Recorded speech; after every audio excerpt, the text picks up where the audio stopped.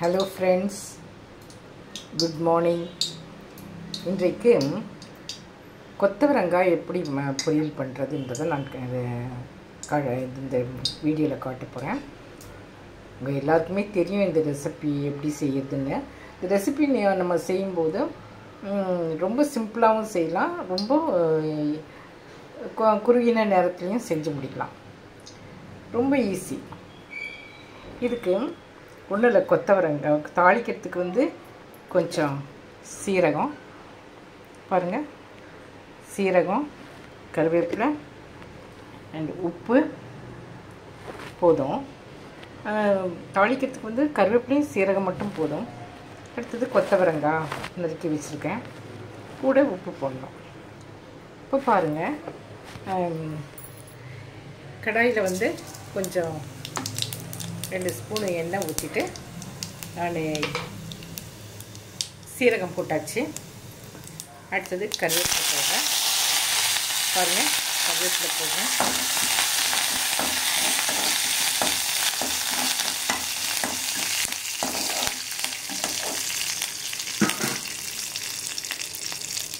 அதுக்கு அடுத்தது கொத்தவரங்காய் போடணும். அவ்வளோதான்.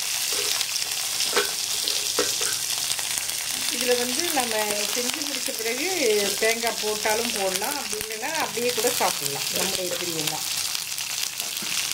பாருங்கள், இந்த கொத்தவரங்காய் இப்படி போட்டுட்டு கொஞ்சம் கிளறி விட்டுட்டு கொஞ்சோண்டு உப்பு போடணும். கொஞ்சமாக உப்பு போடணும்.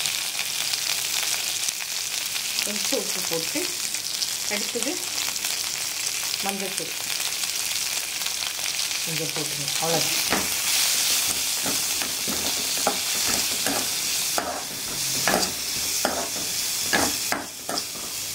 பாருங்கள், பண்ணிவிட்டேன்.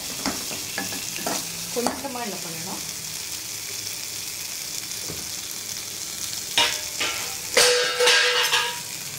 தண்ணி ஊற்றணும்.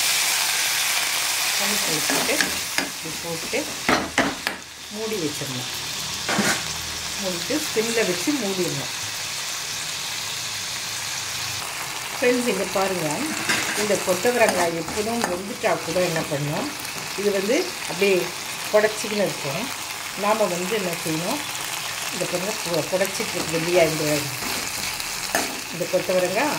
அதனால் மத்தில் கொஞ்சம் ப்ரெஸ் பண்ணி விடுவோம். பாருங்கள், மத்தில் லைட்டாக இதை தட்டி விட்டோம் வச்சுக்கோம்.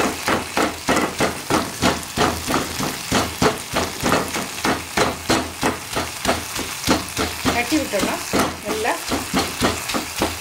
நல்லா சீக்கிரமாகவும் வெந்துடும். சீக்கிரமாக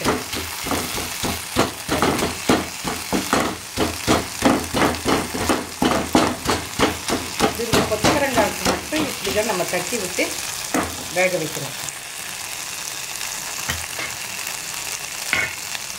அவ்வளோதான் ஃப்ரெண்ட்ஸ். ஈஸியாக இந்த இதில் தேங்காய் போட்டாலும் போடலாம், நம்முடைய பிரியம். அப்படி இல்லைன்னா அப்படியே நம்ம வெறும் பொரியலாகவும் வச்சு சாப்பிடலாம். Thank you friends. இந்த மாதிரி இந்த பொரியல் சிம்பிளாக செய்யுங்க பாருங்கள். இந்த மாதிரி பிடிச்சதுன்னா நீங்கள் சப்ஸ்கிரைப் பண்ணுங்கள், லைக் பண்ணுங்கள். Thank you friends.